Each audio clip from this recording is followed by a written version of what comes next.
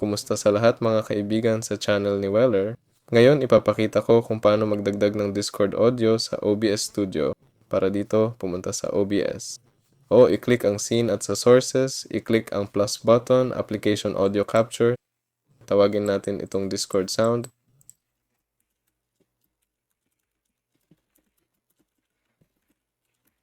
O kung ano man gusto mo, ikaw na bahala. I-click ang OK, susunod, buksan ang Discord mismo. Kaya dito, pipiliin natin mismo ang Discord process. Yan. Pwede rin sa properties, piliin ang Discord exe, i-click ang OK. At ngayon, lahat ng tunog mula sa Discord ay maririnig na sa OBS.